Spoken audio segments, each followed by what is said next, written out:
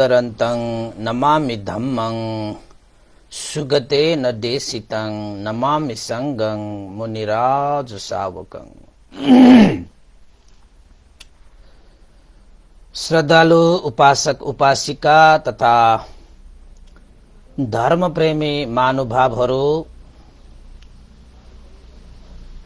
आज मिति 2077 साल असार 11 गते बिहीबारको दिन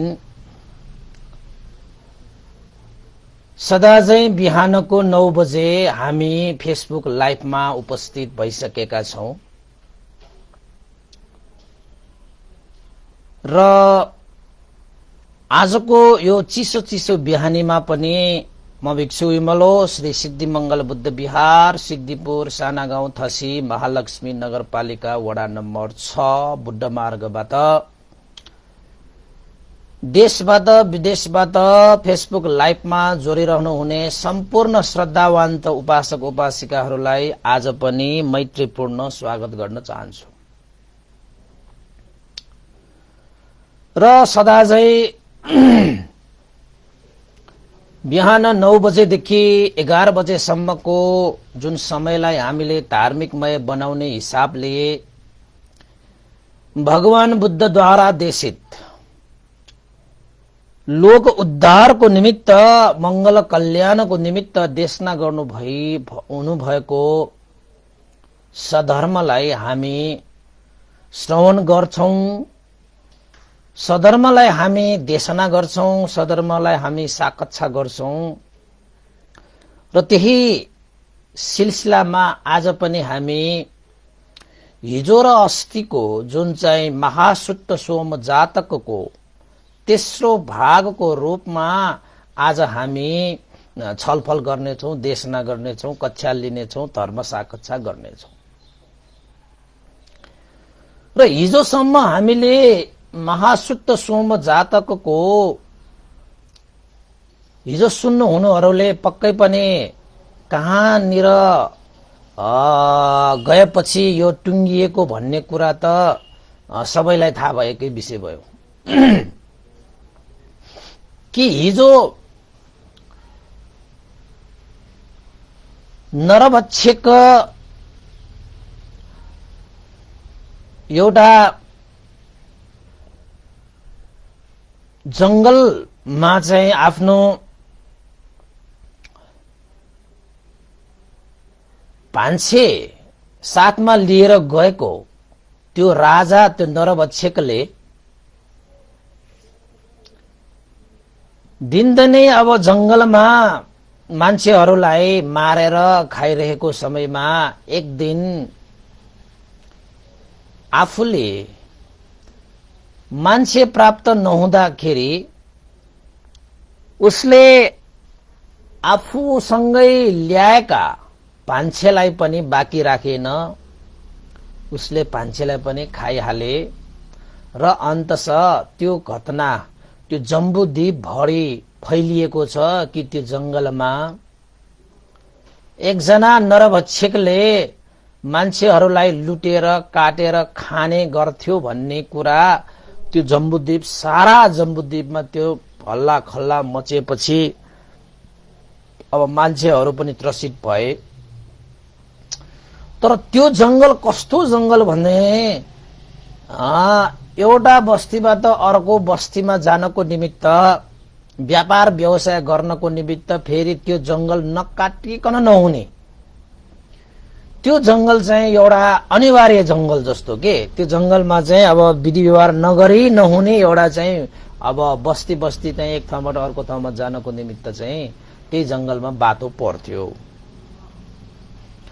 त्यही भएको कारणले गर्दाखेरि नै त्यो चाहिँ नरभक्षक राजाले त्यो जंगललाई चुनेको हुनुपर्छ।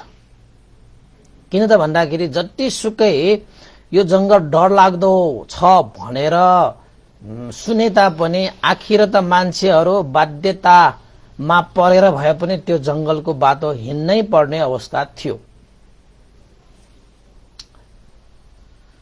अब त्यो नरभक्षक एक्लियो त्यो जंगलमा, तर उसले चाहिँ अब मान्छे मारेर खाने त्यो चाहिँ अब प्रथा चाहिँ उसले छोडेन। दिनदिनै मान्छेहरू मरेर खाने क्रममा अब कथा कसरी अगाडि बढ्छ त भन्दाखेरि त्यो समयमा एकजना ब्राह्मण कुलको एकजना व्यापारी रहेछ। त्यो व्यापारी चाहिँ एउटा बस्तीबाट अर्को बस्तीमा, अर्को बस्तीबाट अर्को बस्तीमा त्यसरी चाहिँ गाडाहरू हैन 500 गाडाहरू साथमा लिएर एउटा बस्तीबाट अर्को बस्तीमा, एउटा नगरबाट अर्को नगरमा व्यापार गर्न जाने एकजना ब्राह्मण कुलको एउटा व्यापारी रहेछ। अनि त्यो व्यापारी ब्राह्मणले पनि त्यो जंगलमा नरभक्षक छ, नरभक्षकले मान्छेहरूलाई काटेर खाइरहेको छ भन्ने कुरा सुने।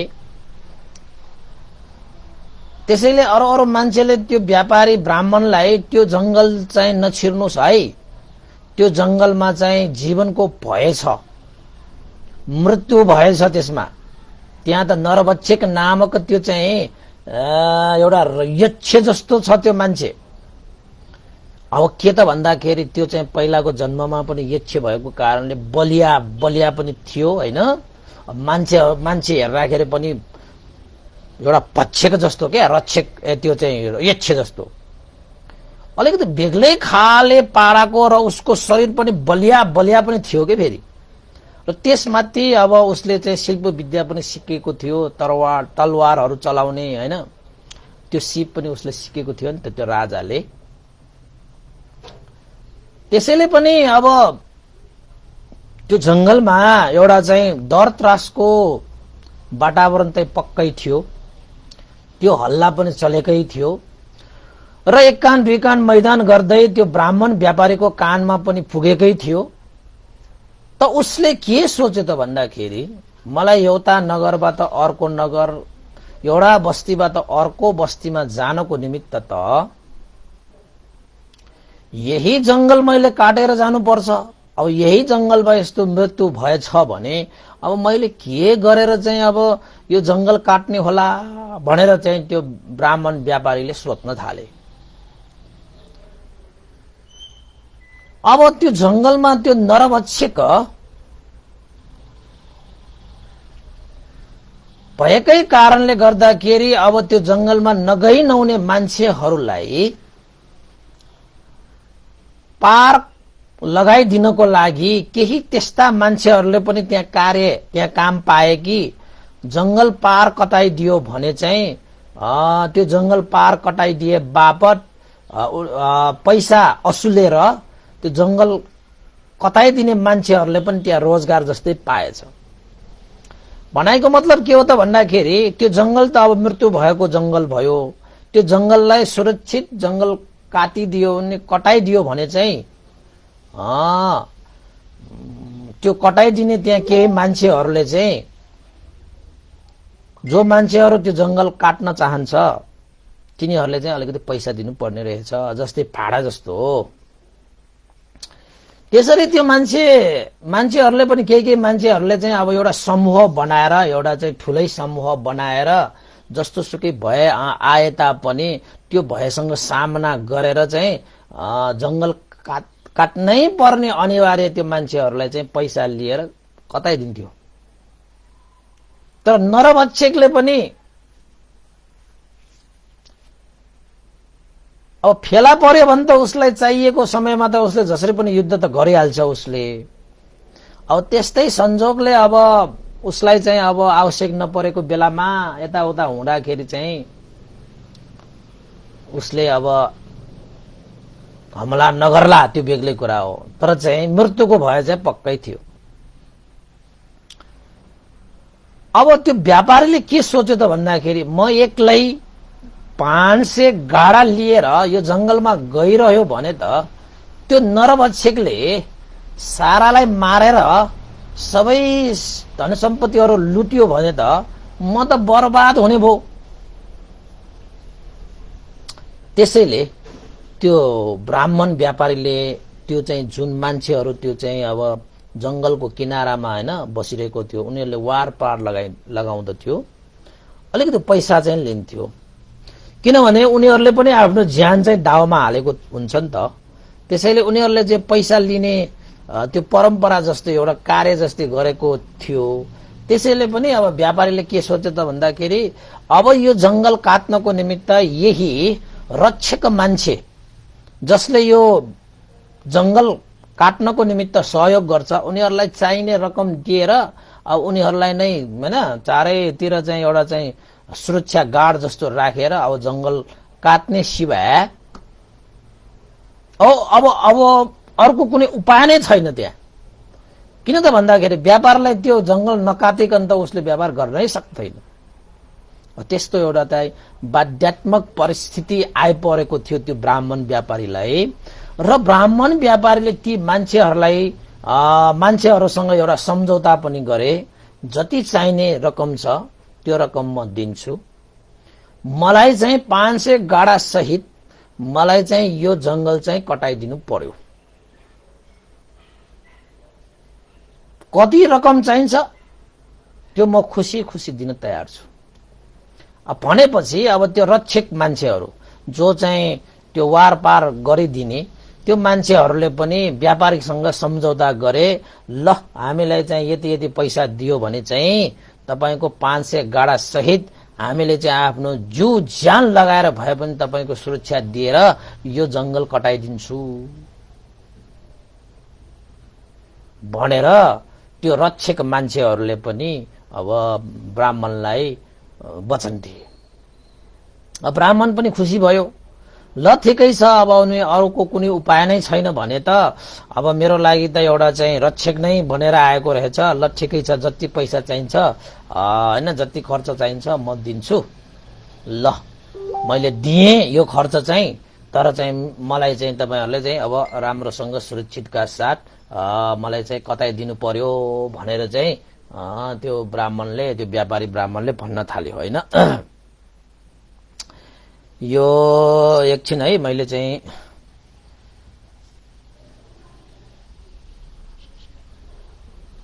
यो धर्मदेशनाको समयमा चाहिँ सबैले मेसेजहरु पठाएर हैरान गर्ने रहेछ हैन। अनि त्यसपछि त्यो व्यापारी र उनीहरूको बीचमा सम्झौता भएर 500 गाडा सहित त्यो ब्राह्मणलाई पनि सुरक्षितका साथ जंगलमा उनीहरू गए जंगल काट्नको निमित्त। अब त्यो जंगलमा चाहिँ को रहेछ त फेरि नरभक्षक हैन, जो एकदमै चाहिँ तपाईको चाहिँ बलिया छ क्या, त्यो बोलियो छ क्या, त्यो फेरि त्यो नरभक्षक त्यो चाहिँ राजा हो हुन त। अब त्यो सबै सिपहरू सिकेको धेरै जानेको, फेरि त्यो तक्षशिलामा गएर त्यत्रो सिकेको पनि हो नि त्यसले त हैन। त्यही भएको कारणले गर्दाखेरि पनि उसलाई डर थिएन। अब तलवार त यस्तो चलाउँथ्यो त्यसले, अब चाहिँ जंगलमा चाहिँ अब 500 गाडा सहित थुप्रो मान्छेहरू चाहिँ जंगलमा छिर्दाखेरि त अब खासै डर त थिएन हैन। एउटा चाहिँ राजाको सेनाहरू आएको जस्तै जान पाउँदाखेरि त त्यहाँ डर भन्ने त थिएन सुरुमा, तर त्यो जंगलमा त अब मान्छेहरू आवत जावत हुँदाखेरि नै अब त्यो नरभक्षकको तपाईको जीविका चल्थ्यो। उसले पनि त आफ्नो जीवन दाउमा राखेर भए पनि मान्छेहरूलाई त मार्ने उसको दैनिकी नै हो। त त्यो समयमा त्यो नरभक्षक कहाँ बसिरहेको रहेछ त भन्दाखेरि रुखमाथि बसिरहेको रहेछ। अनि रुखमाथि बसेर उसले हेरिरहेको रहेछ कि यो मान्छेहरू त बाबा आज त कति मान्छेहरू आएको, 500 जतिको त यो गाडाहरू नै आएको रहेछ, आज त थुप्रो मान्छे रहेछ बा, यस्तोलाई सबैलाई हमला गर्न पाए भने त मजै हुने भो। अब यो मध्येमा अब हैन जुन चाहिँ मान्छे मलाई चाहिँ अब जस्तै हाम्रो पनि हाम्रो अगाडि धेरै खानेकुराहरू राख्यो भने आफूलाई सबभन्दा मिठो लाग्ने, आफूलाई सबभन्दा स्वादिलो लाग्ने रसिलो खाना चुज गर्छ नि त हामीले। त्यस्तै गरी त्यो नरभक्षकले चाहिँ त्यो माथि रुखमा चढेर यसो यो कुन चाहिँ मान्छेलाई खाऊ भनेर विचार गरेछ के त्यसले। कुन चाहिँ मान्छे खाँदाखेरि चाहिँ बढी स्वाद आउला, आज त छानी खान पाउने भयो त, यत्रो मान्छे आयो त आज भनेर उता रुखमा बसेर मक्ख भएर बसेको रहेछ। हेर्नुहोस् है, बिचरा त्यो व्यापारी ब्राह्मण र अरू रक्षकहरूले पनि त्यो नरभक्षक कहाँ छ भन्ने कुरा थाहै थिएन। अब थाहा होस् पनि कसरी, अब जंगलको बीचमा कहाँ के हुन्छ थाहै छैन। अब त्यो नरभक्षक त तपाईको जंगलमा बस्दा बस्दा बस्दा बस्दा त त्यो त एउटा जंगली जनावर जस्तो रुख चढ्न पनि सिकिसक्यो। मानव जंगली जनावरहरू जस्तै बलिया पनि भइसक्यो। उसको जीवन यापन नै जंगली पाराले भएर गयो।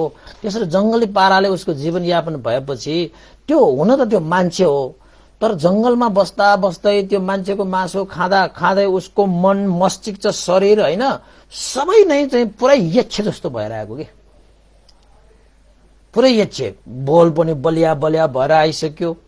अब डर भनेको पनि के पनि छैन। अब तपाईको जंगलमा बसेर चाहिँ जीविका यापन गर्ने भएपछि त डर भनेको पनि हटिसक्यो उसलाई। अब डर पनि छैन हैन, सुरवीर। मान्छेको मासु खाने भनेपछि त हामी तपाईहरुले त मान्छेको मासु के खान त के, तपाईको मान्छे एकजना मरिरह्यो भने पनि हामीलाई डर लाग्छ हैन। अझ मान्छेको शरीरबाट रगतहरु निस्किरह्यो भने त हाम्रो यो रौं काम छ। अब त्यो नरभक्षक तपाईको मान्छेको मासु खाने अब भनेपछि कस्तो मात्र उसको मन भयो होला, उसको मुटु कस्तो भयो होला, उसको अनुहार कस्तो भयो होला हैन। तपाई आफैले सोच्नुस् न। त्यस्तो एउटा परिस्थितिमा थियो त्यो जंगल चाहिँ। बिचरा रक्षकहरु र त्यो व्यापारी ब्राह्मण पनि अब बिस्तारै जंगलको बीच भागमा पुग्यो। अब त्यो नरभक्षकले यसो हेर्दै जाँदाखेरि चाहिँ अरु कोही पनि मान्छेहरु धेरै थिए नि त त्यसमा। कसैलाई यो मान्छेलाई खाऊ कि भन्ने लागेन। त्यो नरभक्षकलाई चाहिँ जब उसले त्यो व्यापारी ब्राह्मणलाई देखे, उसलाई चाहिँ मनमा चाहिँ आहा यो ब्राह्मणलाई खान पाए त कति मिठो हुन्थ्यो भन्ने मनमा लागिहालेछ है। त्यत्रो मान्छेहरु थियो त्यहाँ, कसैलाई खाऊ लागेन उसलाई। सबभन्दा त्यो मान्छेहरुको बीचमा अब चाहिँ त्यो व्यापारी अब धनाढ्य होला हैन, अब हिष्टपुष्ट पोसिला ससिला खाएर पुक्क मोटाएको होला हैन। बिचरा त्यो नरभक्षकलाई त त्यही ब्राह्मण खान मन लाग्यो त उसलाई। अनि उसले के सोच्यो त भन्दाखेरि आहा यो व्यापारीलाई खानु पर्यो आजको। यत्रो मासमा मलाई चाहिँ यो देखेपछि खाऊ लाग्यो, स्वादिलो हुन्छ यो मान्छे। हाम्रो चाहिँ अब अगाडि खाना हुँदाखेरि फलफूल मात्रै हुँदाखेरि पनि त हामी छान्छौं नि कुन चाहिँ राम्रो होला भने जस्तो। उसलाई पनि मान्छे छानी खाने रहेछ। अनि चाहिँ समय आउने बित्तिकै अब यिनीहरूलाई चाहिँ हमला गरिदिनु पर्यो। आफ्नो बल बुट्टा प्रयोग गरेर चाहिँ अब कराउने पनि तपाईको चाहिँ जस्तै जंगलमा शेर करायो भने त्यो जनावरको मुटु नै थर्किन्छ रे के, तर्सेर नै शेरको अगाडि कोही पनि आउन सक्दैन के। उ कराउँदाखेरि नि त्यस्तो आवाज हुन्छ कि त्यसको। हात्तीको मुटु पनि थर्किन्छ रे के त्यो शेर कराउँदाखेरि, कराउँदाखेरि त। त्यसैले पनि त्यसलाई राजा भनिन्छ के। त्यो भन्दा बडे मानको जिउ त हात्तीको हुन्छ नि। तर त्यो शेरको त्यो गर्जन जुन छ नि, त्यो गर्जन नै तपाईको चाहिँ एकदम विशाल हुन्छ के, एकदमै मुटु हल्लाउने खालके। अब त्यो त्यसले पन्जाले हान्नु त के, उसको स्वरले मात्रै पनि कति जनावर त त्यहाँ मर्छ। त्यस्तो हुन्छ स्वर भनेको, आवाज भनेको, ध्वनि भनेको पनि खतरा हुन्छ नि। अब त्यो नरभक्षकको पनि एकदम खतरनाक के। उसले चाहिँ गर्जेर एकचोटि चाहिँ म नरभक्षक हुँ, सबैलाई काटेर खान्छु मारेर खान्छु भनेर अगाडि आउने बित्तिकै मान्छेहरु त त्यसको आवाज मात्रै सुनेर, उसको शब्द मात्र सुनेर कति मान्छे त मुटु कापेर लड्छ। त्यस्तो डरलाग्दो के, अनुहार हेर्दाखेरि पनि डरलाग्दो, उसको स्वर पनि डरलाग्दो। अब पहिरन सैरन पनि डरलाग्दो होला। हातमा चाहिँ नाङ्गो तलवार लिएर आएको छ। काटी हाल्छु मारी हाल्छु, म त मान्छेको मासु खाने नरभक्षक भनेपछि त मानव अरु मान्छेहरुले त पुरा यो राक्षसी अगाडि आएको जस्तो डराउने कि, तर्सिने। अब अब हामीलाई पनि अब मान्छेको मासु नै खाने मान्छे आयो भने त, जस्तै तपाईँको हिंस्रक जनावर आयो भने उसले हामीलाई टोक्न नआउँदाखेरि पनि उसको अगाडि बस्न हामीलाई डर हुन्छ नि। किन त भन्दाखेरि त्यो चाहिँ अब हिंस्रक जनावरले त मासु खान्छ नि त, होइन? मान्छेकै मासु खान्छ, मान्छेले मारिदिन्छ। त्यो मात्र सम्झिँदाखेरि पनि हामीलाई चाहिँ डर त भइहाल्छ। त्यसपछि त्यो नरभक्षले चाहिँ एक्कासी ब्राह्मणको अगाडि त्यहाँ रुखबाट चाहिँ त्यो उफ्रेर, होइन, जम्प गरेर एक्कासी नाङ्गो तलवार लिएर चाहिँ तलवार घुमाएर के भन्न थाल्यो त भन्दाखेरि, हे म त यो जंगलको नरभक्षको, जंगलमा आउने मान्छेहरूको मासु खाने मै हुँ, ल तिमीहरूको ज्यान जाने भयो भनेर चाहिँ एकैचोटि त्यो रुखबाट चाहिँ झम्टिएको के तपाईँको त्यो शेर, त्यो बाघहरूले झम्टे जस्तो। त्यसरी झम्टिएपछि कसलाई गएर झम्टियो त भन्दाखेरि ब्राह्मणको, त्यो व्यापारी ब्राह्मणको अगाडि गएर झम्टियो। अब त्यो झम्टिँदाखेरि त उसलाई चाहिने नै त्यो ब्राह्मणको मासु खाने उसले सोचिसकेको छ।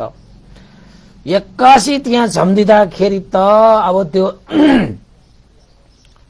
ब्राह्मणलाई चाहिँ चारैतिरबाट घेरा लगाएर उसलाई सुरक्षा प्रदान गर्दै आइरहेका ती मान्छेहरू त एक्कासी माथि आकाशबाट जम्प गरेर आउँदाखेरि त त्यसरी चाहिँ वरिपरि त्यसरी चाहिँ अब सुरक्षा दिएर आएका ती चाहिँ रक्षक भनेर आएका त्यो मान्छेहरू त सबै त्यो नरभक्षकले त्यस्तो एउटा गर्जन, होइन, त्यहाँ चाहिँ गर्दाखेरि त सबै मान्छेहरूलाई त मानौ तपाईँको बालुवाले आँखामा छापेको जस्तो। अनि बालुवाले आँखामा छाप्यो भने तपाईँको चाहिँ आँखा देख्दैन नि, होइन? हो त्यस्तै भयो रे के सबैलाई। त्यो नरभक्षक त्यहाँ चाहिँ एकचोटि हमला गरेर एक्कासी हमला गर्दाखेरि त्यो मान्छेहरू त मानव आँखामा बालुवा छापेको जस्तो केही देखेन र के, त्यो डरले, त्यो त्रासले, त्यो भयले अब हामी बित्यो भने जस्तो के सबै मान्छेहरू त्यहाँ त पुग्लुकै त्यहाँ चाहिँ अब चाहिँ, होइन, त्यो चाहिँ के भन्छ त्यसलाई चाहिँ अब घोप्टो परेर आफ्नो ज्यानको सुरक्षाको लागि चाहिँ अब सबै मान्छेहरू चाहिँ घोप्टो पर्न थालेको ल।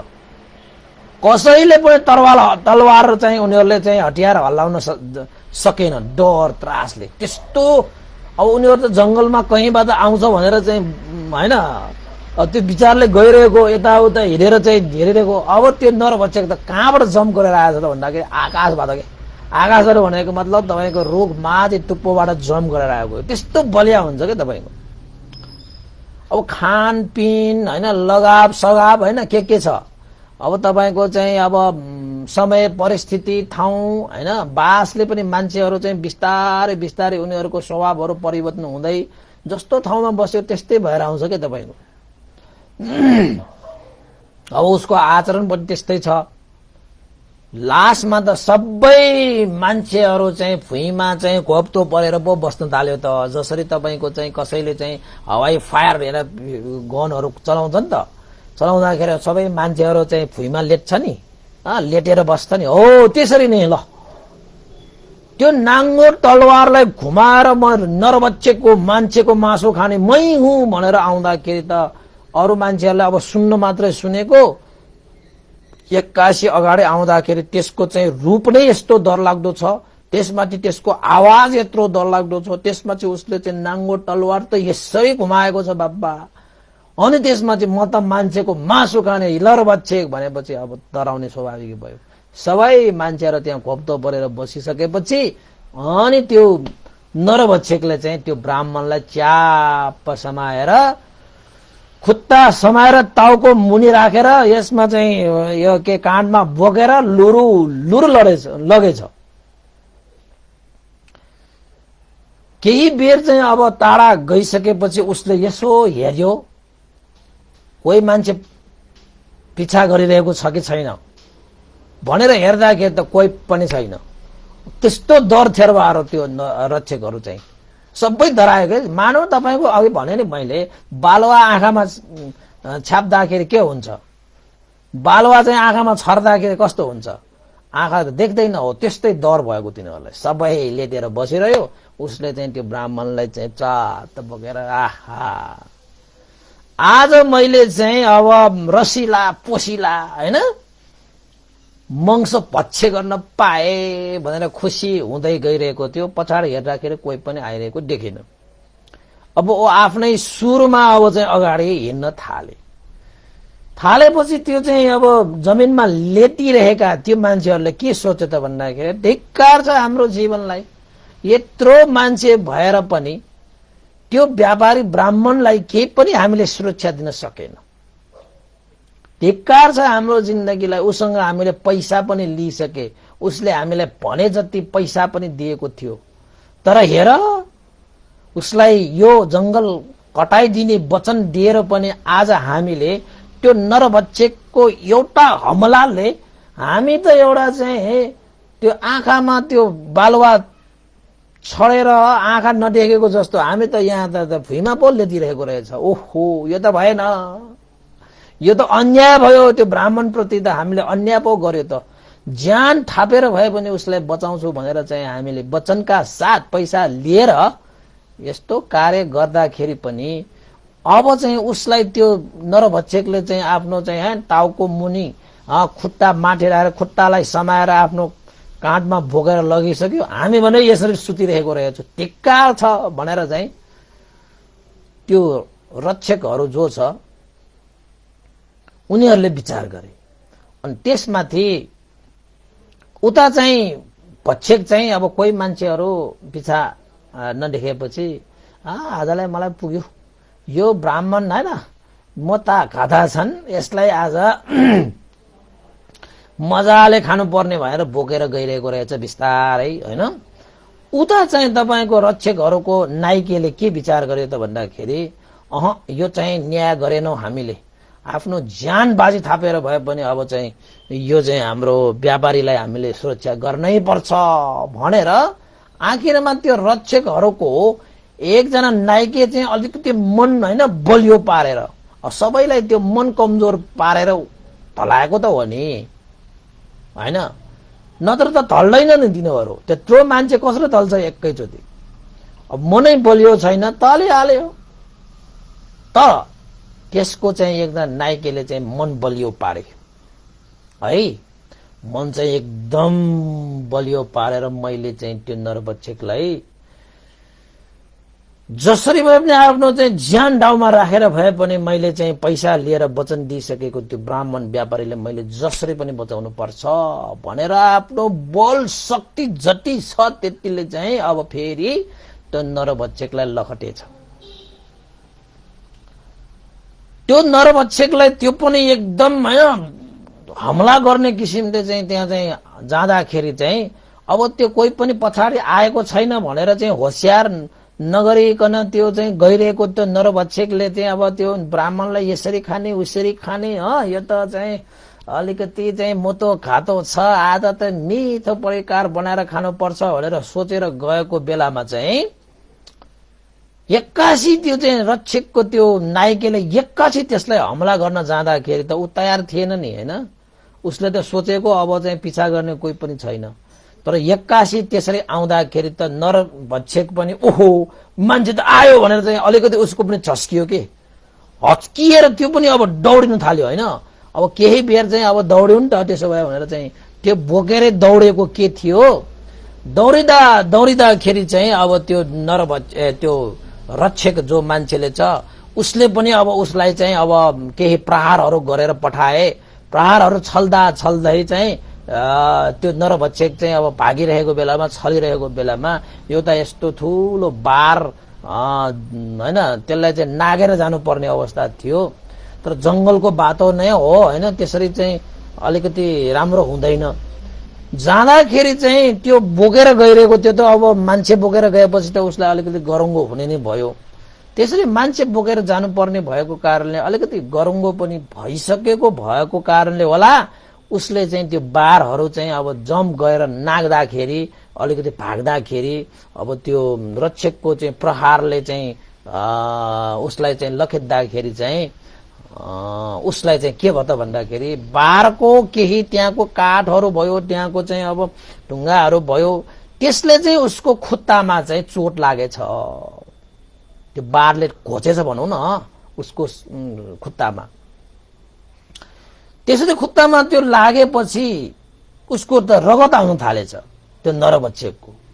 तर त्यो चाहिँ रक्षक जो मान्छे छ उसले चाहिँ लखेटिरहेको छ। अब त्यो भक्षकले के सोचेछ भन्दाखेरि अरू पनि मान्छेहरू पनि यसरी नै लखेटिरहेको होला, अब त मैले चाहिँ आफ्नो पहिला चाहिँ होइन उनीहरूभन्दा धेरै टाढा होइन गएर पहिला आफूलाई नै सुरक्षा गरौँ, त्यसपछि देखाए जाएगाला आफ्नो चाहिँ आफूले चाहिँ खान पाउने यो जुन चाहिँ खाना पनि पाइसकेको छु, त्यसैले यिनीहरूसँग झगडा गरिरहने किन, आफू चाहिँ आफ्नो ठाउँमा गएर मजाले यो ब्राह्मणलाई नै खाउँ, अनि पछि यिनीहरूलाई चाहिँ के गर्नुपर्छ म गरौँला भनेर सोचेर त्यो भागिरहेको थियो।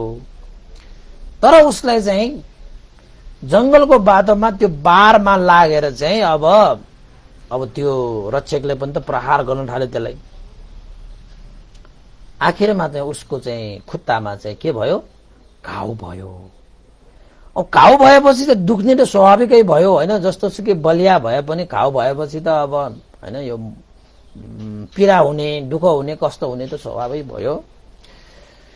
त्यो नरभक्षकले चाहिँ के सोच्यो त भन्दाखेरि लौ मलाई त जंगलको यस्तो बारहरूले लागेर मेरो त चाहिँ खुट्टा पनि अब चाहिँ घाउ हुन थाले रहेछ, रगत बग्न थाल्यो।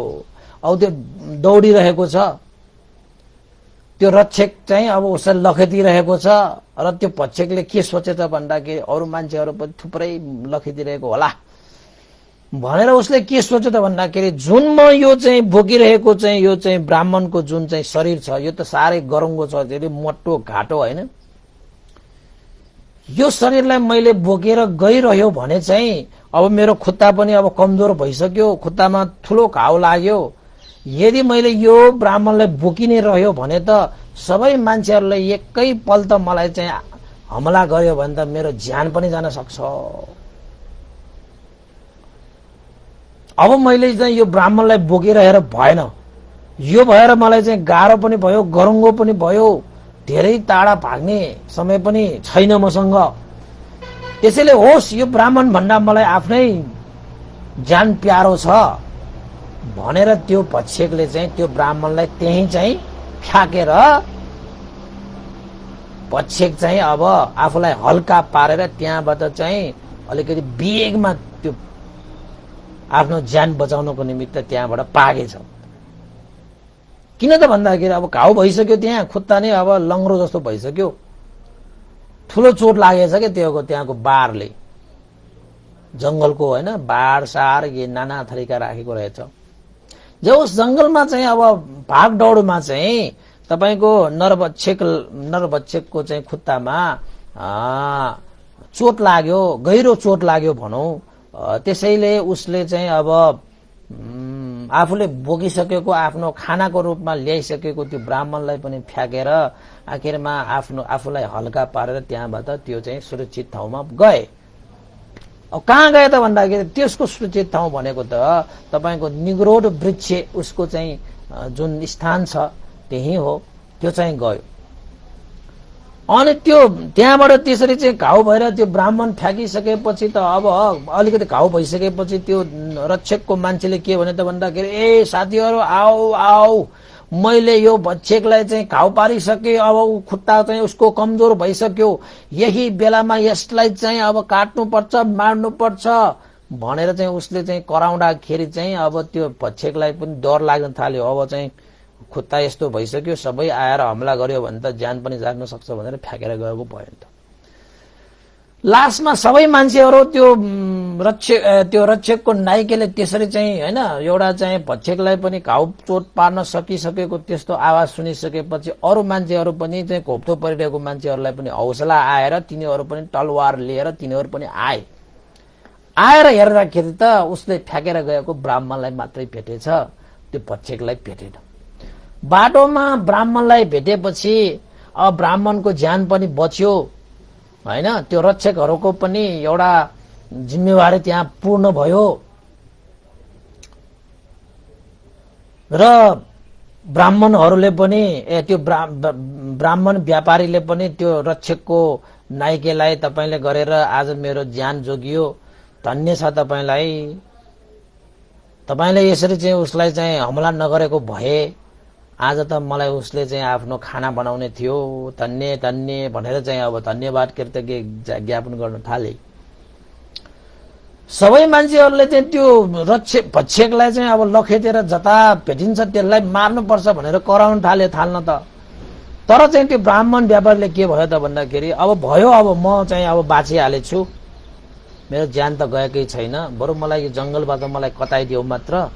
अब कहाँ त्यो भक्षकलाई खोजेर त्यहाँ चाहिँ अब हमला गरिरहने भनेर भनेछ।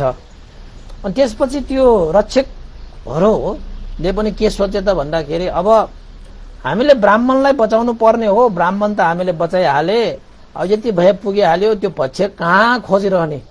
अब जंगलको भित्रभित्र उसलाई धेरै थाहा छ, हामीलाई त के थाहा होला र, किन त्यससँग चाहिँ हमला गरेर चाहिँ युद्ध गरेर नै, बरु यो व्यापारीलाई नै पहिला ताड्यौं भनेर ती चाहिँ रक्षक मान्छेहरूले ब्राह्मणलाई वचन दिएको अनुसार, उनीहरूको पैसा पनि लिएको अनुसार त्यो रक्षक मान्छेहरूले आखिरमा ब्राह्मणलाई त्यो जंगलबाट तारिदिहाले, कटाइदिहाले।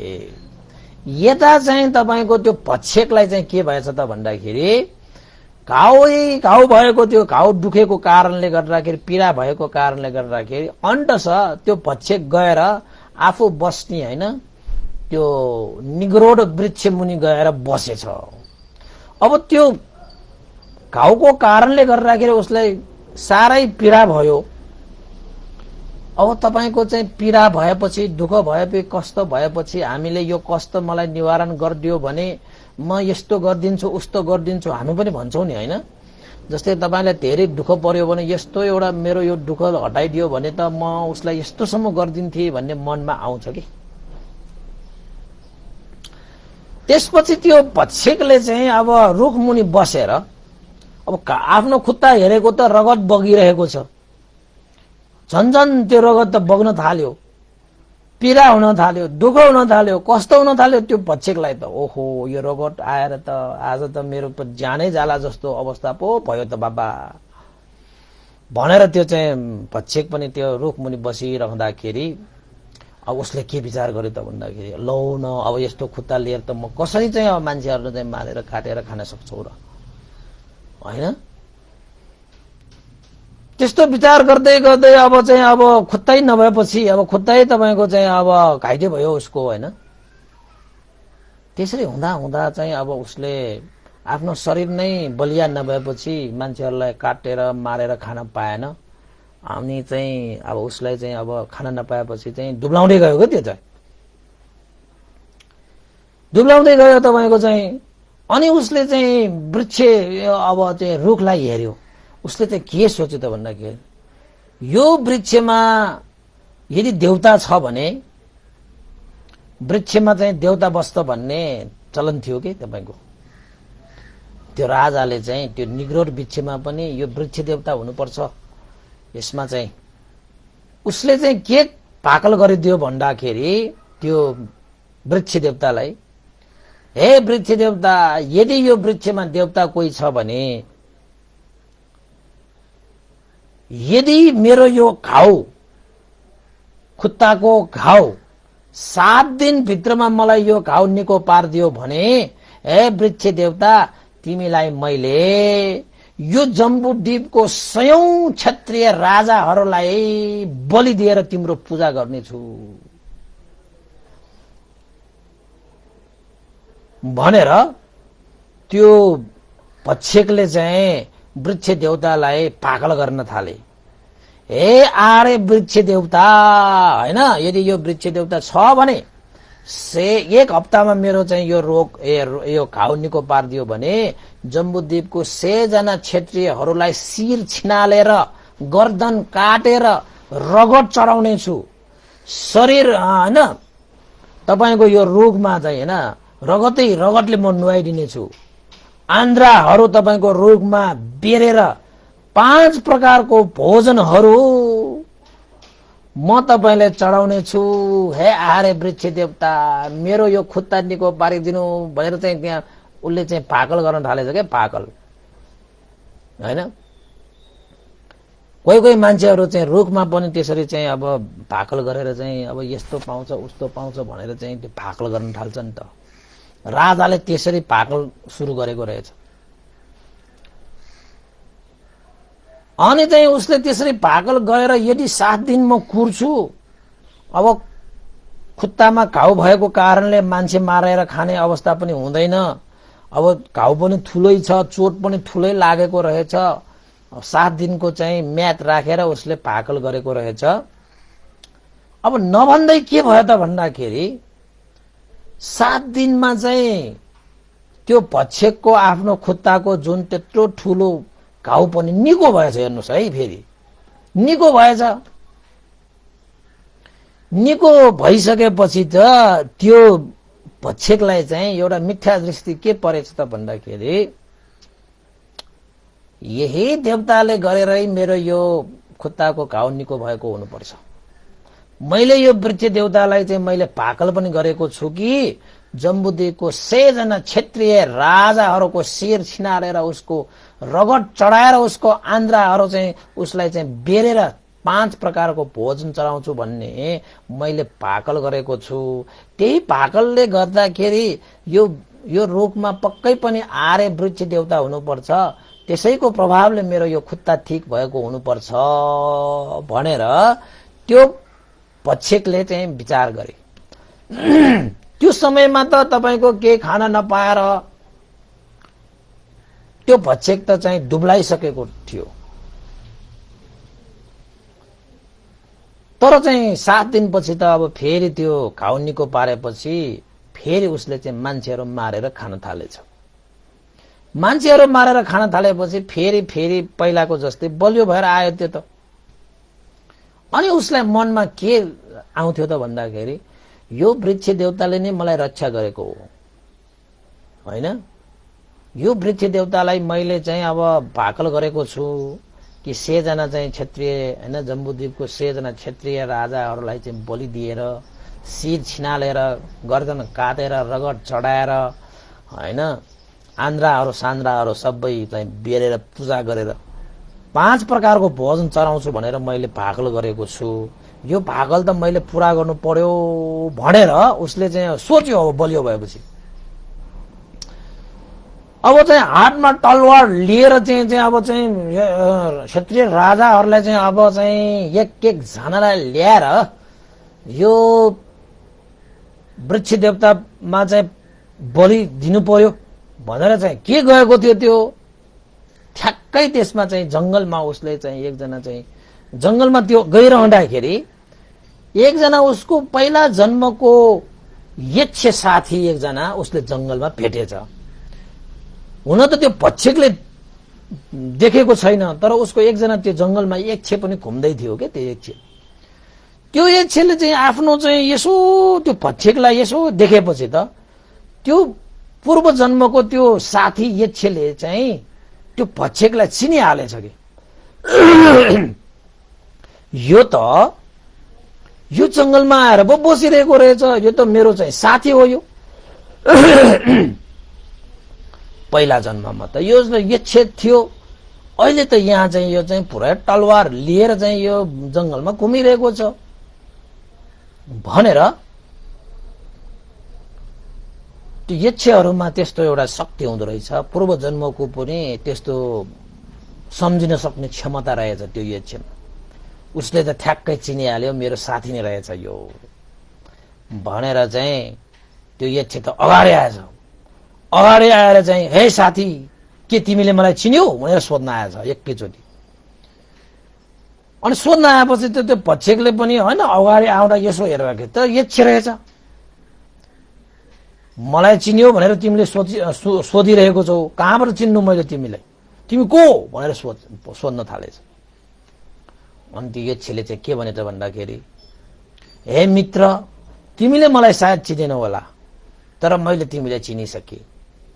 तिम्रो पूर्व जन्मको साथी म यक्ष हुँ।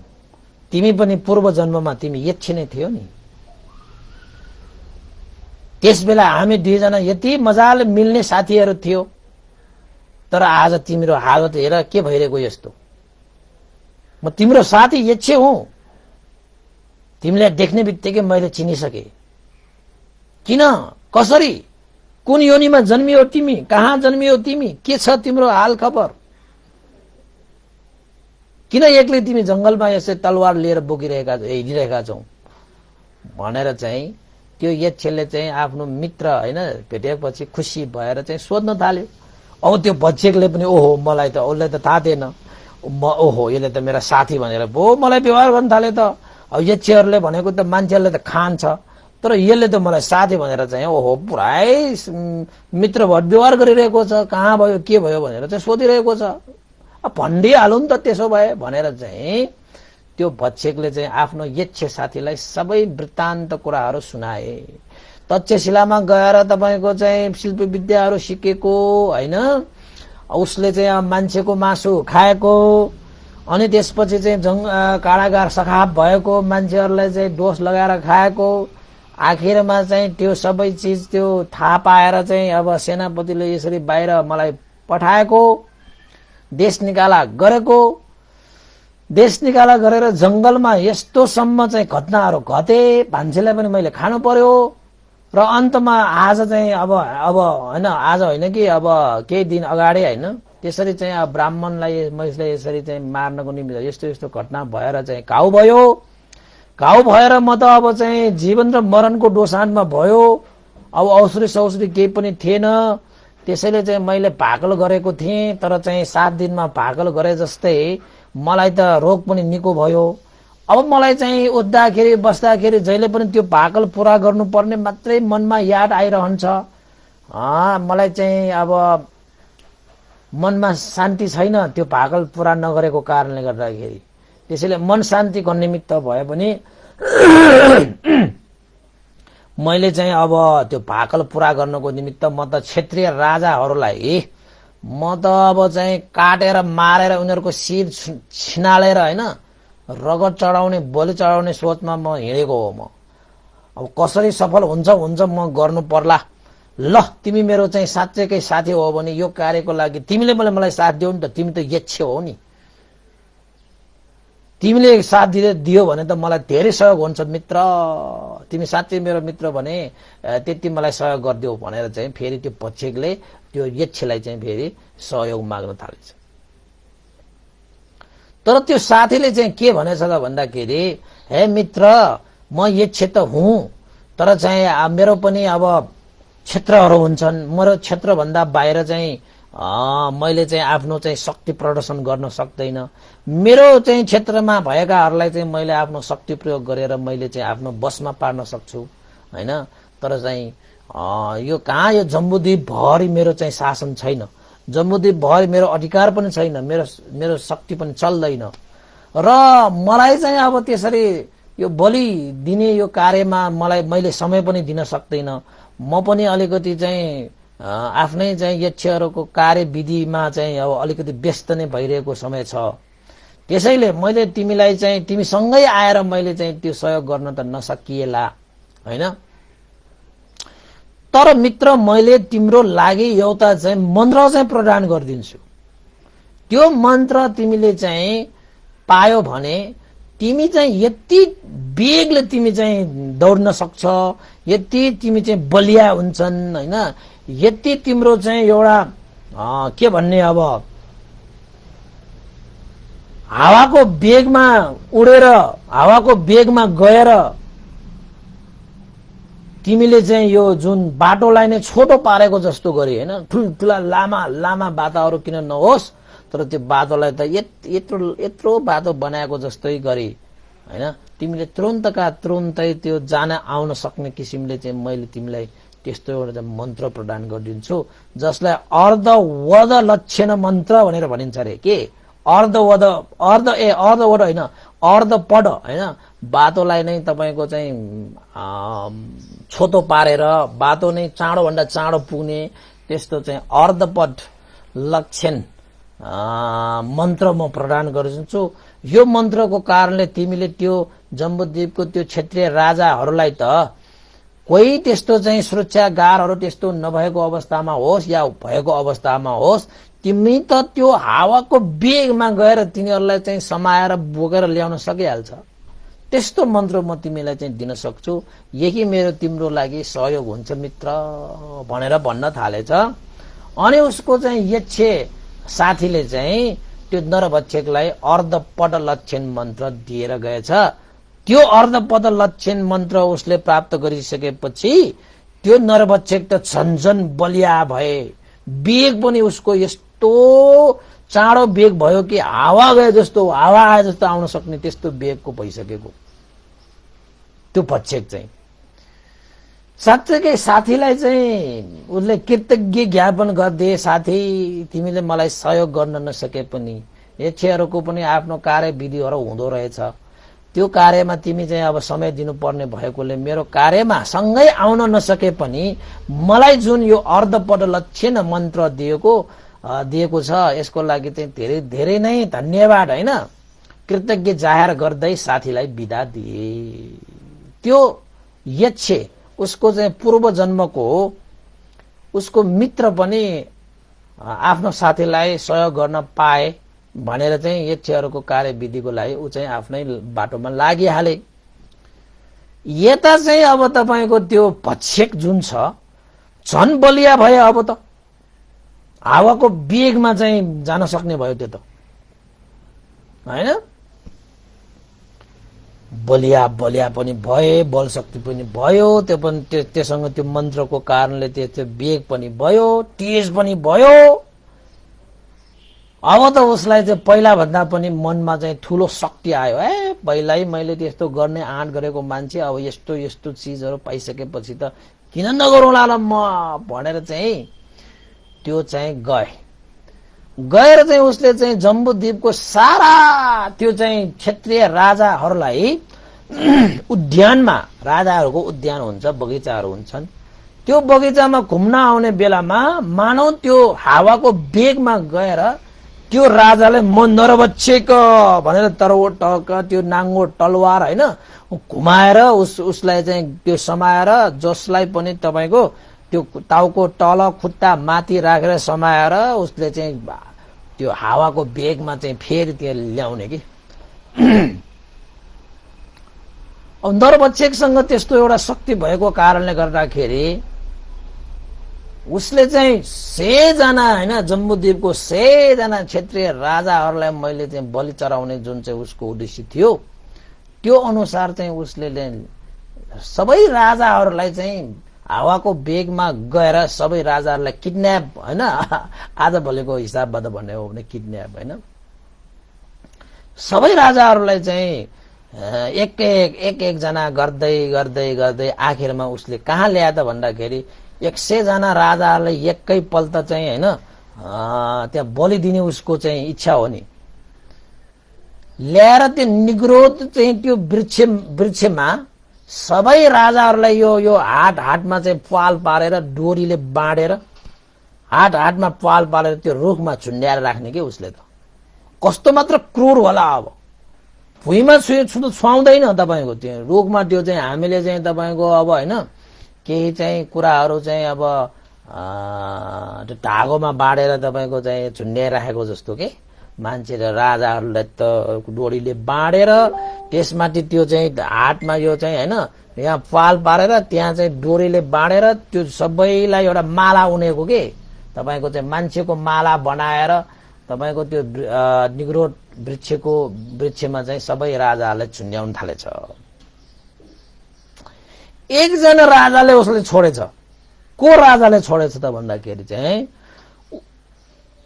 उसको तक्षशिलामा उसले चाहिँ शिल्प विद्या सिक्दा आफ्नो सहायक आचार्यको रूपमा आफूलाई सिकाउने त्यो शुद्ध सोम राजा एकजना बाहेक जम्बूद्वीपको सारा राजाहरूलाई चाहिँ उसले किडन्याप गरेर ल्याएर त्यो निग्रोध वृक्षमा चाहिँ डोरीले बाँडेर झुन्ड्याएछ। त्यो हातमा चाहिँ त्यो पाल पारेर यता पाल पारेर त झुन्ड्याएको के सबैलाई मान्छेको माला भनेर बसेको। त्यो कम त डरलाग्दो होला तपाईको, जिउमा पनि बाँडेर भाग्छ भनेर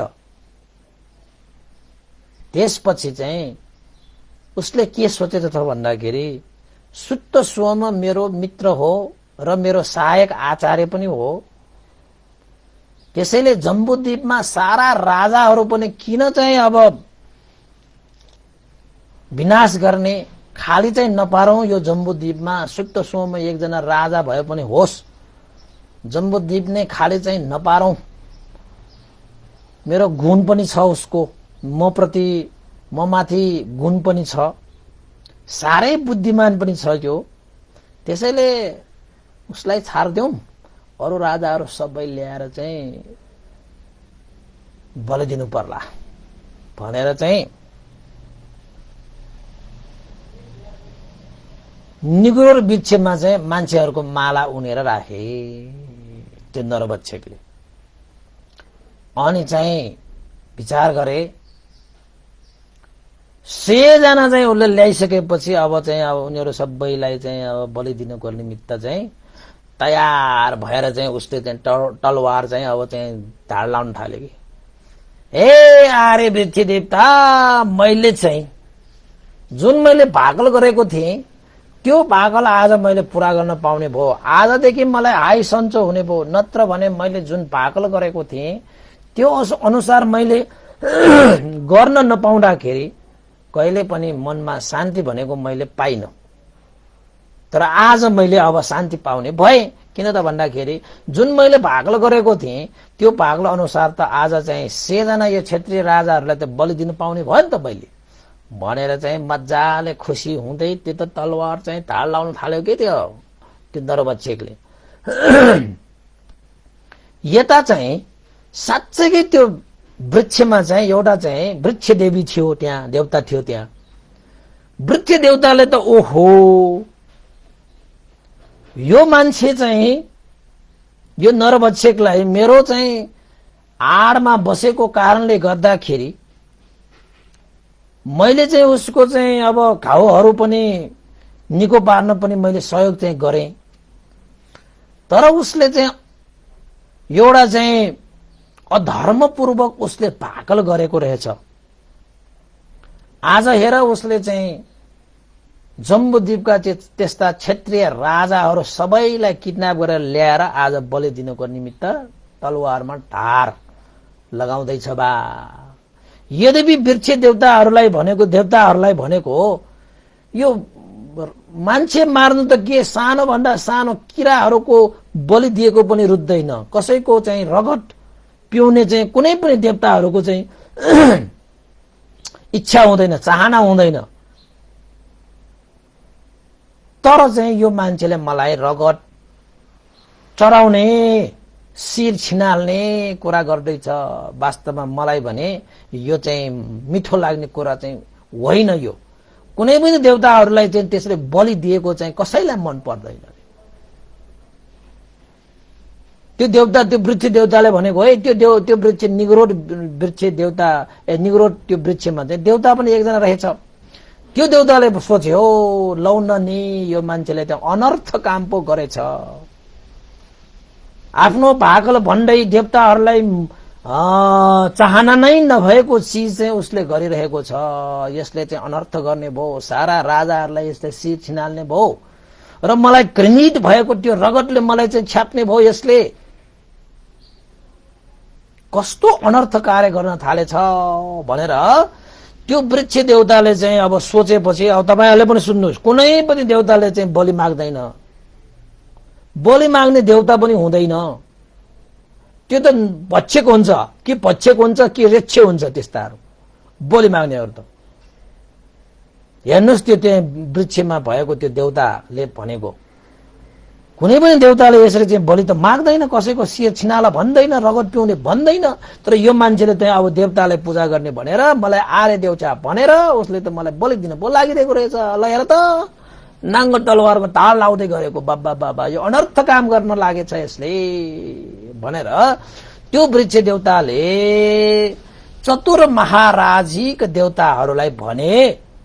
चतुर महाराजीको देवताहरू भनेको चाहिँ हाम्रो वरिपरि बस्ने देवताहरू कि हाम्रो वरिपरि भनेको मतलब चाहिँ यही हामी सबभन्दा देवताहरू मध्येमा सबभन्दा नजिक देवताहरू भनेको चाहिँ हाम्रो नजिक देवताहरू भनेको चाहिँ चतुर्माराजिक देवताहरू हुन्छन् कि यो रक्षा गर्नको निमित्त चाहिँ हैन बसिरहने त्यो देवताहरू चाहिँ चतुर्माराजिक देवताहरू।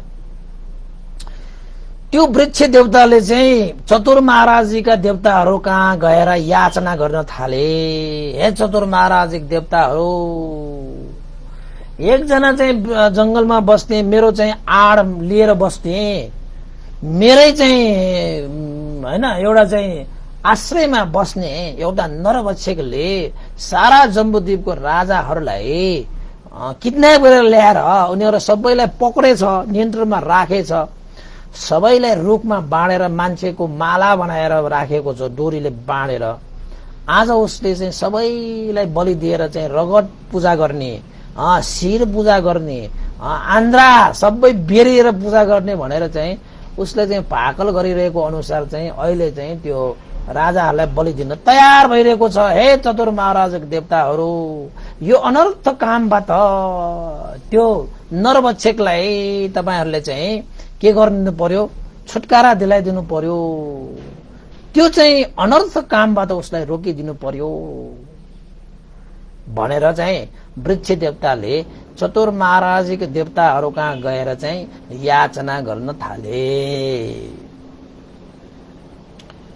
अब चतुर्माराजिक देवताहरूले पनि साँच्चैकै हेर्दाखेरि त हो रहेछ, त्यो नरभक्षकले चाहिँ अब त्यो बलि दिने भयो। त्यहाँ 100 जना त्यो क्षेत्रीय राजाहरूलाई बलि दिने भइसकेपछि त्यो चतुर्माराजिकाहरूले पनि हामीले रोक्न सक्ला र यसलाई भनेर विचार गरी हेर्दाखेरि चाहिँ चतुर्माराजिकाहरूले रोके पनि त्यो कार्य रोक्न नसकिने देखे। चतुर्माराजिकाहरूको बसमा रहेनछ त्यो भक्षकलाई रोक्ने, त्यस्तो शक्ति छैन रहेछ उनीहरूसँग। किन त भन्दाखेरि त्यो रक्षकले पागल पनि गरिरहेको छ र मान्छेहरू पनि ल्याइसकेको छ र उसको शक्तिशाली पनि भइसकेको छ के अहिले त्यो। किन त भन्दाखेरि एउटा यक्षले उसलाई चाहिँ अर्धपद लक्षण मन्त्र दिएर गइसकेको छ। त्यो हावाको वेगमा गएर फर्किन सक्ने त्यस्तो शक्ति भइसकेको छ।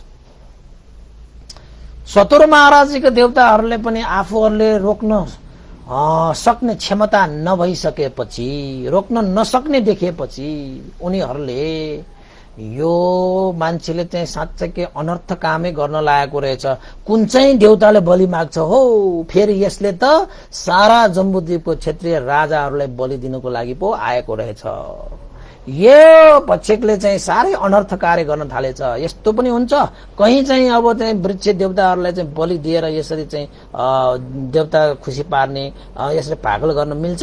यो त अनर्थ कार्य गर्न लाग्यो यसले भनेर चाहिँ चतुर्माराजिका देवताहरू चाहिँ कहाँ गए त भन्दाखेरि देवताहरूको राजा इन्द्र महाराज कहाँ गएर त्यो चतुर्माराजिका देवताहरूले याचना गरे। के भनेर याचना गरे त भन्दाखेरि हे देवराज इन्द्र महाराज, हे सुरेन्द्र भनेको इन्द्र महाराज है, हामीले रोक्नु पर्ने थियो एकजना भक्षक जंगलमा बसिरहेको छ जसले चाहिँ निग्रोड वृक्षको आड लिएर अहिले त्यो वृक्षमा मान्छेहरूको माला राखेर बसेको छ। त्यो मान्छेहरू पनि साधारण मान्छे होइन, जम्बुद्वीपको क्षेत्रीय राजाहरूलाई चाहिँ माला उनेर चाहिँ रुखमा झुन्ड्याइरहेको छ। कि आज उसले चाहिँ 100 जना क्षेत्रीयहरूलाई चाहिँ बलि दिने भनेर चाहिँ त्यसरी चाहिँ अब तयार भइरहेको छ। उसले त ठुलै अनर्थ कार्य गर्न लागिरहेको छ। हे देवराज इन्द्र, तपाईले भए पनि त्यो कार्यलाई रोकिदिनु पर्यो। कुन चाहिँ देवताले त्यसरी बलि दिन्छ? त्यसरी उसले बलि दिन थाल्यो भने त यो चाहिँ देवताहरूले बलि दिन्छ भन्ने प्रथा चल्ने बित्तिकै त मान्छेहरूले चाहिँ अनैतिक काम गरेर यस्ता अनर्थ काम गरेर हिँड्छ। हे इन्द्र महाराज, तपाईले रोकिदिनु पर्यो, हामीले रोक्ने क्षमता हामीसँग भएन। हे इन्द्र महाराज रोकिदिनु भनेर भनेछ। चतुर्माराजिकहरूको चाहिँ याचना अनुसार इन्द्र महाराजले पनि सोचेछ, ओहो त्यसो भए देवताहरूले त बलि लिँदैन, देवताहरूलाई चाहिँ रगत चाहिँदैन, आलो रगत चाहिँदैन, शिर चाहिँदैन। अब हामी मात्रै हो त्यसले चाहिँ देवताहरूलाई त रगत चढाउने, शिर चढाउने हामी मात्रै हो। वास्तवमा त्यो छैन, त्यो चढाउनु पनि पर्दैन, त्यो त्यस्तो हुँदा पनि होइन कि। देवताहरू भनेको त आफ्नो पुण्यले देवता हुन जाने हो। हामी पनि देवतै त हो नि, हामी पनि कसैको देवता हो के तपाईँ? तपाईँ पनि देवता त हो नि, कसैको देवता के तपाईँ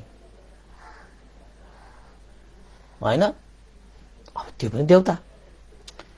इन्द्र महाराजले यसो हेर्दाखेरि इन्द्र महाराज जस्तो देवताको राजासँग पनि त्यो नरभक्षकलाई त्यो बलि दिनेबाट रोक्ने त्योसँग पनि क्षमता छैन रहेछ। उनीहरूको नियम नीति होला, उनीहरूको बल शक्ति होला, अब के छ होला। तर इन्द्र महाराजले पनि त्यो नरभक्षकलाई रोक्न सक्ने क्षमता नभइसकेपछि इन्द्र महाराजलाई के भनेछ त भन्दाखेरि, हे वृक्ष देवता, हे चतुर महाराजको देवताहरू, मैले पनि त्यो नरभक्षकलाई रोक्न सक्ने क्षमता छैन। मैले रोक्न चाहेर पनि म रोक्न सक्दैन त्यो कार्यलाई। तर मैले एउटा उपाय बताउने छु, त्यो उपाय राम्रोसँग सुन। मसँग एउटा उपाय चाहिँ छ है, उसलाई रोक्न सक्ने त्यो व्यक्ति छ भनेर चाहिँ इन्द्र महाराजले भनेछ। अनि इन्द्र महाराजले आफूले गर्न नसके पनि कमसे कम रोक्न सक्ने व्यक्ति त थाहा छ भनेपछि त्यो चाहिँ वृक्ष देवता र चतुर महाराज एकदम खुसी भएर, त्यसो भए हे देवादि देव इन्द्र महाराज, देवताहरूको राजा भएको देवादि पनि भनिन्छ कतै कतै होइन, देवराज पनि भनिन्छ होइन, जस इन्द्र, तपाईले नसके पनि तपाईले चाहिँ त्यो रोक्न सक्ने क्षमता भएको त्यो व्यक्ति चिन्नुहुन्छ भन्नुहुन्छ। त्यसो भए हामीलाई त्यो व्यक्ति भए पनि चिनाइदिनुहोस्। हामीले उसैसँग गएर हामीले याचना गरेर त्यो कार्यलाई हामीले रोक्नै पर्छ। नत्र भने यो एउटा बलि प्रथाको चाहिँ यो चलन चल्ती नै चलेर जान्छ र मान्छेहरू चाहिँ यस्ता चाहिँ अब अनर्थ काममा चाहिँ मान्छेहरू तुरुन्त नै भुल्ने हुन्छ। त्यसैले यो कार्यलाई रोक्नको निमित्त अब हामीले कुन चाहिँ व्यक्तिसँग याचना गर्नु पर्यो त भनेर त्यो वृक्ष देवता र त्यो चतुर महाराजजीको देवताहरूले चाहिँ इन्द्र महाराजलाई भनेपछि इन्द्र महाराजले के भने त भन्दाखेरि, अरू कुनै पनि देवी देवताहरूले चाहिँ यो कार्य रोक्न सक्दैन। यो कार्य रोक्न सक्ने एकजना व्यक्ति छ। त्यो भनेको के हो त भन्दाखेरि, जम्बू द्वीपमा नै क्षेत्रीय राजाको रूपमा रहेको त्यो सुत्त सोम महाराज जो छ उसले मात्रै यो कार्यलाई रोक्न सक्छ। यो कार्यलाई पनि रोकेर उसले त्यो राजाहरूलाई पनि रक्षा गर्छ र त्यो नरभक्षकलाई पनि उसले सही मार्गमा लगाउँछ। यस्तो सामर्थ्यवान व्यक्ति भनेको यो त्रिलोकमा अहिले कोही पनि छैन। अहिलेको रूपमा यो सुत्त सोम जुन चाहिँ महाराज छ, जुन बोधिसत्वको रूपमा जन्मेको छ, उसैले मात्रै यो कार्य गर्न सक्छ।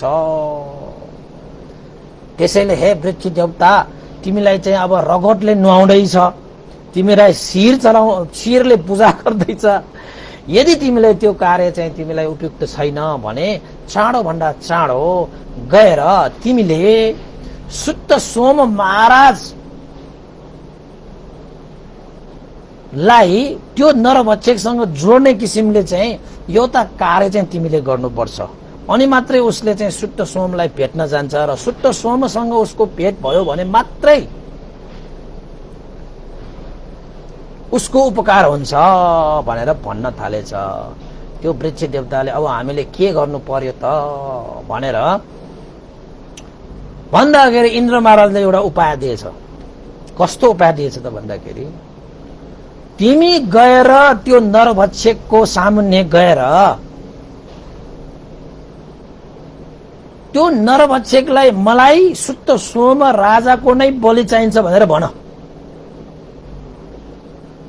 अनि मात्रै म खुसी हुन्छु भन।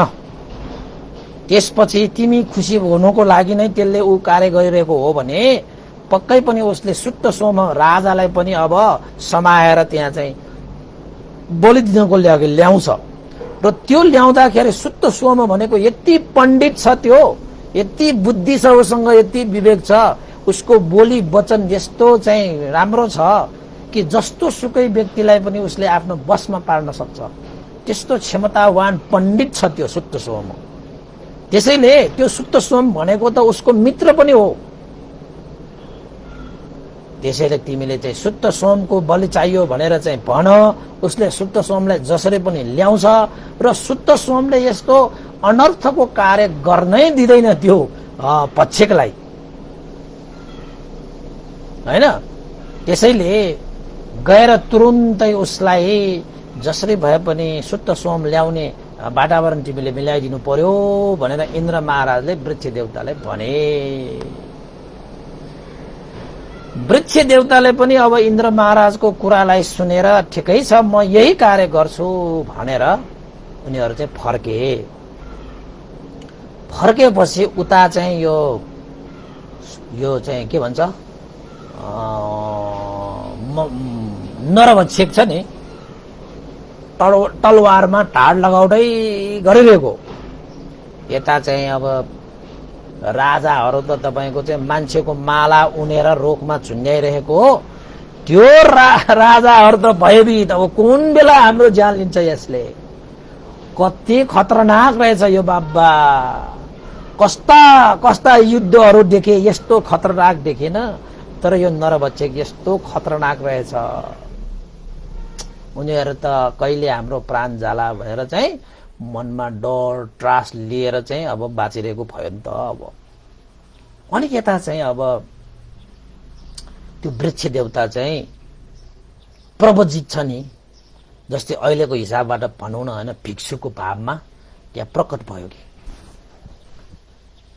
त्यसरी भिक्षुको भावमा प्रकट भएर नजिकै त्यो चाहिँ नरभक्षकको नजिकै संक्रमण गर्न थालेको भनौँ न। एक ठाउँबाट अर्को ठाउँमा हिँडेको भयो।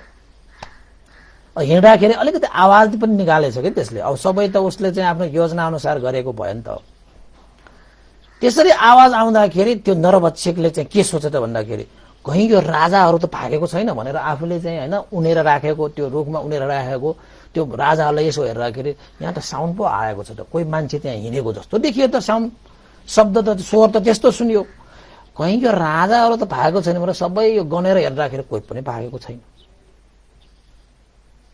अनि उसले के सोचेको, पक्कै पनि यहाँ चाहिँ कहीँ नजिक चाहिँ एउटा मान्छे चाहिँ आएको छ है, किन त भन्दाखेरि मान्छेको चाल नै सुनेको हो मैले भनेपछि उसले के सोचेर भन्दाखेरि जोसुकै होस्, अहिले यो शुभ कार्य गर्न लागेको बेलामा मान्छे आइरहेको छ भने त्यो जसुकै मान्छे होस् त्यसलाई पनि राखेर 101 बनाएर भए पनि म त्यसलाई चाहिँ काटेर त्यसलाई पनि बलि दिन्छु आज ल भनेर चाहिँ त्यो चाहिँ धार राखिसकेको तलवार लिएर त्यहाँ जाँदाखेरि त को रहेछ त भन्दाखेरि त त्यहाँ त एउटा चाहिँ भिक्षु। अनि उसले के सोच्यो त भन्दाखेरि जोसुकै होस्, मार्छु भनेपछि काट्छु भनेपछि बलि दिनु भनेपछि यसलाई पनि बलि दिनु पर्यो भनेर चाहिँ अब त्यसलाई लखेट्न थाल्यो के त्यसले। यस तरवार यसरी बोकेर लखेट्न थाल्यो त्यो प्रवजितलाई। प्रवजित भनेको मतलब त्यो चाहिँ को, वृक्ष देवता आएको हो नि त त्यहाँ। त्यसरी आउँदाखेरि चाहिँ प्रवजित चाहिँ आफ्नै सुरमा हिँडिरहेको थियो। यता चाहिँ यो नरभक्षक चाहिँ आफ्नो चाहिँ वायु वेगले दौडेको थियो, तै पनि भेटेको चाहिँ होइन। फेरि नभेट्दाखेरि चाहिँ त्यो नरभक्षकलाई के मनमा आयो त भन्दाखेरि ओहो यो प्रवजितलाई मैले भेट्नको निमित्त त्यस्तो वायु वेगले म चाहिँ जाँदाखेरि पनि मैले उसलाई भेटाउन सकेको होइन। तर यो चाहिँ प्रवजित चाहिँ आफ्नै सुरमा गइरहेको छ। कस्तो अचम्म है।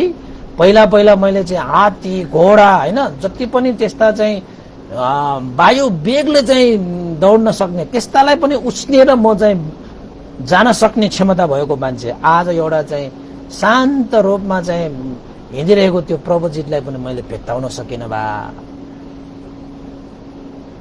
के भएको रहेछ भनेर उसले विचार गर्दाखेरि त यो प्रवजित भनेको मान्छेहरू चाहिँ भनेको कुरा मान्छ, यिनीहरू आज्ञाकारी हुन्छ।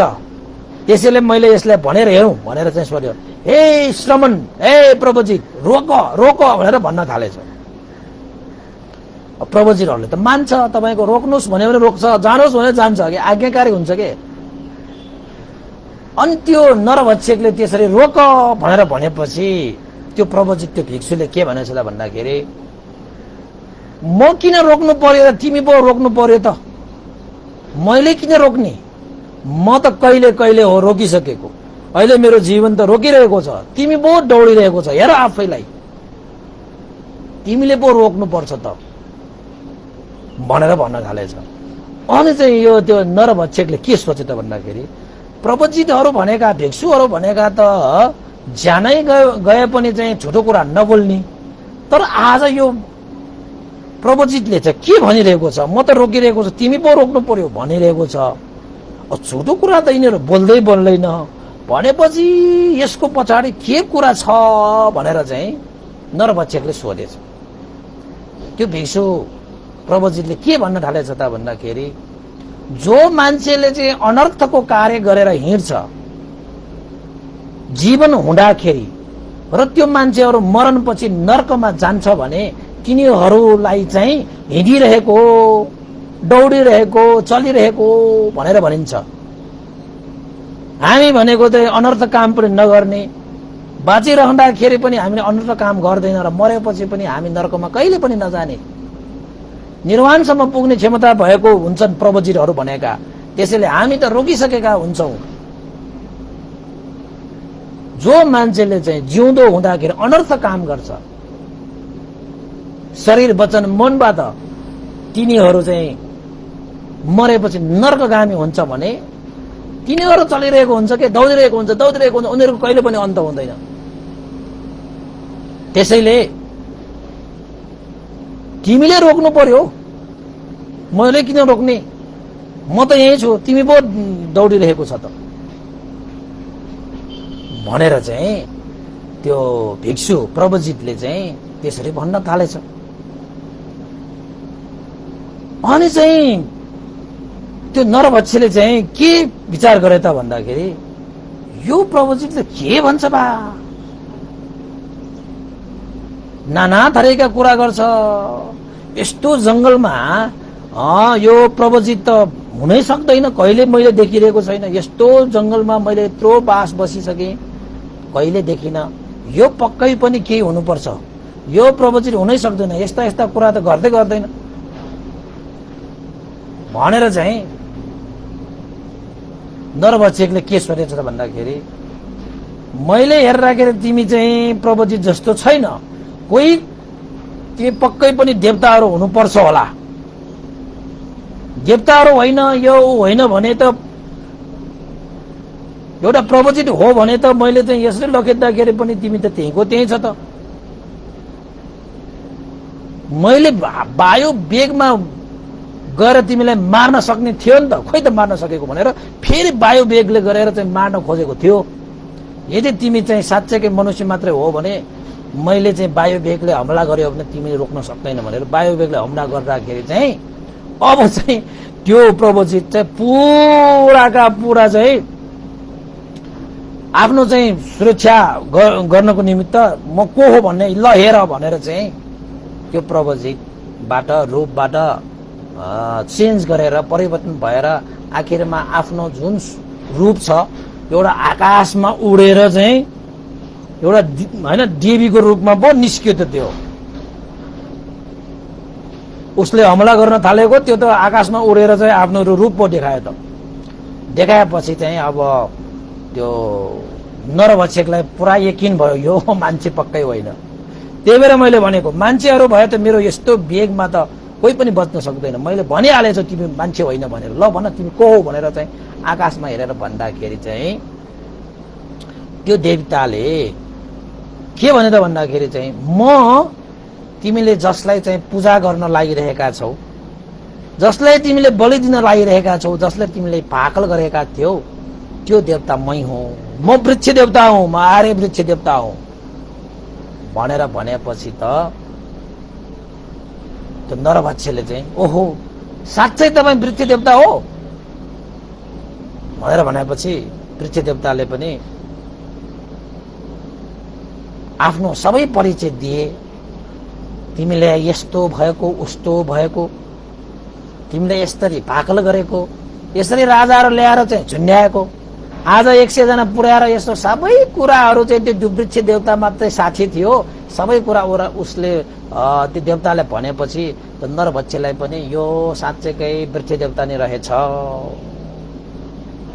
ओहो, मैले तपाईँको दर्शन पाएँ, म त धन्य भएँ, खुसी भएँ। ल, मेरो चाहिँ यस्तो चाहिँ घाउ पनि निको पारिदिनु भयो तपाईँले। तपाईँको आश्रय लिएर मैले त्यत्रो वर्ष त्यहीँ बिताइसकेँ। धन्य छ, आज मैले तपाईँको साक्षात दर्शन पाएँ, खुसी लाग्यो तपाईँसँग भेट भएर भनेर भन्न थालेछ। अनि त्यो खुसी लागेको भनेपछि त्यो वृक्ष देवताले के भने त भन्दाखेरि, म तब मात्र खुसी हुनेछु हे नरभक्षक, जब तिमीले यो जम्बूद्वीपको त्यो शुद्ध सोम महाराजलाई पनि ल्याएर मलाई बलि दिन्छौ, त्यति बेला मात्रै मलाई खुसी हुन्छ, नत्र म खुसी हुन्न भनेर भन्दाखेरि चाहिँ त्यो वृक्ष देवतालाई के भनेछ त भन्दाखेरि, ओहो, मैले त्यत्रो जम्बूद्वीपको क्षेत्रीय राजाहरू तपाईँको लागि चढाउनको निमित्त मैले ल्याइहालेको छु। त्यो शुद्ध सोम, त्यो हो मेरो साथी, त्यो मित्र र मेरो सहायक आचार्य पनि हो। यो जम्बूद्वीप शून्य नपारौं भनेर मैले उसलाई छोडेर मैले अरू सबै राजाहरू ल्याएर तपाईँलाई चढाउनलाई ल्याइसकेँ। त्यतिले पनि तपाईँलाई खुसी लागेन है भनेर सोद्धाखेरि, मलाई खुसी लागेन। मलाई त त्यो शुद्ध सोम त्यो राजाको नै बलि चाहिन्छ, त्यसकै शिर चाहिन्छ, त्यसकै रगत चाहिन्छ, अनि मात्रै मलाई खुसी हुन्छ ए नरभक्षक। त्यसैले तिमीले मलाई साँच्चैकै खुसी पार्ने हो भने, तिमीले मेरो साँच्चैकै गुण तिर्ने हो भने, तिमी म प्रति कृतज्ञ हुने हो भने त्यो शुद्ध सोम राजालाई पनि लिएर आऊ, अनि मात्रै म खुसी हुनेछु भनेर आखिरमा त्यो वृक्ष देवताले भनेपछि अब वृक्ष देवतालाई खुसी पार्नको लागि उसले जस्तो सुकै पनि कार्य गर्न तयार। जम्बूद्वीपको त्यत्रो ठुलो राजाहरूको क्षेत्रीय राजाहरूलाई त समाएर त्यहाँ ल्याइसक्यो भनेपछि अब उसले के सोच्यो त भन्दाखेरि, मेरो लागि धेरै गुण भएको, यो 7 दिनमा मलाई रोग निको पारेको भनेर उसले ठानिरहेको रहेछ।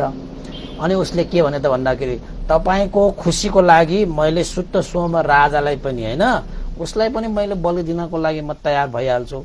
म हावाको वेगबाट, हुरीको वेगबाट, वायुको वेगबाट म गएर त्यहाँ शुद्ध सोमलाई पनि त म पक्रेर ल्याइहाल्छु। तर यो शुद्ध सोम चाहिँ अलिकति प्रज्ञावान छ, बुद्धिवान छ, मैले चिनेको छु उसलाई, मेरो सहायक आचार्य पनि हो र उसको चाहिँ राज्यमा ठुलो वैभव छ र उसको शक्तिशाली पनि छ हैन। तर जतिसुकै शक्तिशाली किन नहोस्, तपाईको खुसीको लागि मैले त्यो शुद्ध सोम राजालाई पनि बलि दिनको लागि मैले ल्याउने छु भनेर पो भन्दो रहेछ ल त्यो नरभक्षकले। त्यसपछि त्यो वृक्ष देवताले के भनेछ त भन्दाखेरि, ल ठिकै छ, जब तिमीले चाहिँ अब शुद्ध सोमको चाहिँ बलि दिन्छ तब मात्रै मलाई खुसी मिल्दछ, मेरो खुसीको लागि यति तिमीले गरिदिनु पर्यो भनेर आखिरमा त्यो वृक्ष देवता चाहिँ गएर कहाँ बसे त, वृक्ष देवतामै त्यो रुखमा हैन वृक्षमा गएर त्यो चाहिँ बिलायन भएर गएपछि चाहिँ त्यो नरभक्षकले ओहो वृक्ष देवता नै खुसी हुनको निमित्त आज मलाई चाहिँ दर्शन दियो, मेरो अगाडि आयो, आहा अब उसलाई खुसी पार्नको निमित्त मैले चाहिँ शुद्ध सोम राजालाई पनि मैले चाहिँ समाएर मैले ल्याउनु पर्यो भनेर अब उसले चाहिँ के योजना बनायो त भन्दाखेरि, अब शुद्ध सोम भनेको त साह्रै शक्तिशाली, साह्रै बुद्धिमानी छ, त्यो त्यसलाई अब कसरी पक्रिने भनेर चाहिँ